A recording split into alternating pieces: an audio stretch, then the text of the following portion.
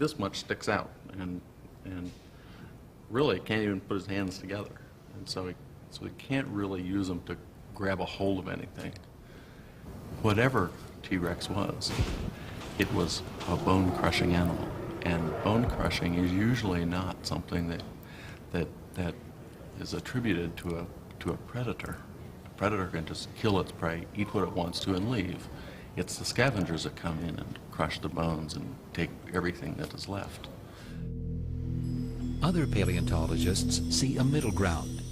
The giant carnivores were both predators and scavengers.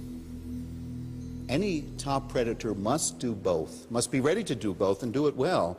The spotted hyena is a famous scavenger today in Africa, but it actively hunts. Lions are famous hunters, but they routinely steal carcasses from hyenas. Any giant meat-eating dinosaur will kill. Any giant meat-eating dinosaur, if it were alive today, would also take dead bodies. The challengers to the throne never met T-Rex. But if they did, who would come out on top?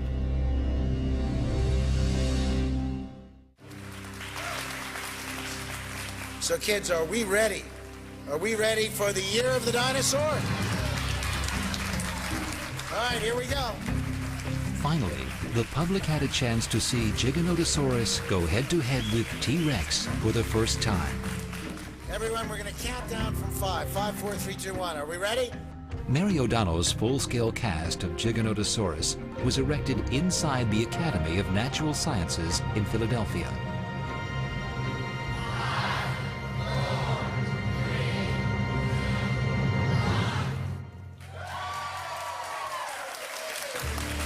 And the public flocked to the museum to get the first look at the new giant. I like it. And to decide for themselves who's the king. T-Rex. I have to say T-Rex. He's scarier and stronger. They both win. An enormous skeleton of T-Rex was looking on menacingly just a few feet away. It's really interesting that there's an animal, dinosaur bigger than T-Rex, which is really big. Phil Curry traveled across the continent to see Giganotosaurus restored for the first time.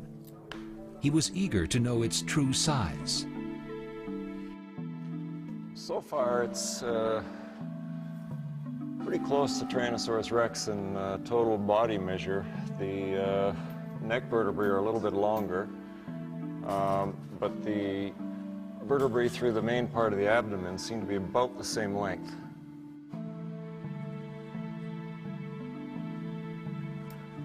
.8. After taking measurements, Curry compared them to his data of other T-Rexes he's examined around the world. He concluded that Giganotosaurus is just over 40 feet in length, slightly longer than the largest T-Rex. Overall, then, it appears that Giganotosaurus definitely has a longer skull, and you would expect that because of the way the musculature is orientated at the back of the head. It's got a longer femur, but the tibia and the metatarsus are shorter, and the overall length is about the same. In terms of weight, when we look at the circumference of the femur, it's a good way to estimate the actual weight of the animal. And there's no doubt at all that in that measurement, Giganotosaurus seems to come in as a much heavier animal than T-Rex and may outweigh it by as much as 30%. And how does Giganotosaurus compare to Carcharodontosaurus? If we look at Giganotosaurus, it's about the size of this one we have behind us. When we get more, we need to get more specimens to be able to say what the range of body size was. I think we can clearly say they overlapped. And their maximum body size may have been very similar.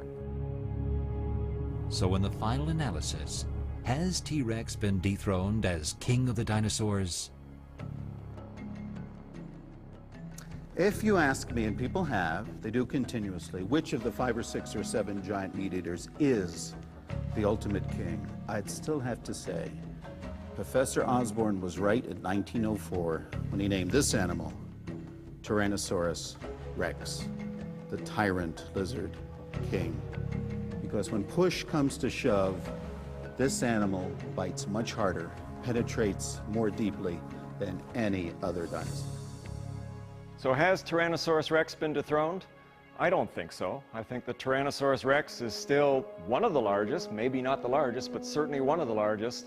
And in terms of its speed, in terms of its ability to process meat, and in terms of its intelligence, this dinosaur is still by far the most sophisticated.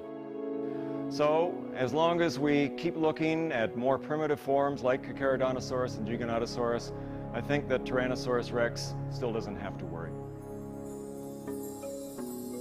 We now know there were dinosaurs larger than T-Rex. Perhaps one day, even larger killers will emerge.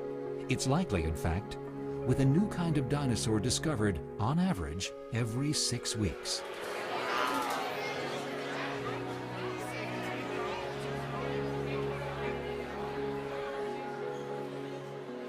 But until the next rival is discovered, there are already enough ancient giants, newfound and familiar, to keep us in awe of the terrifying animals which once ruled the earth.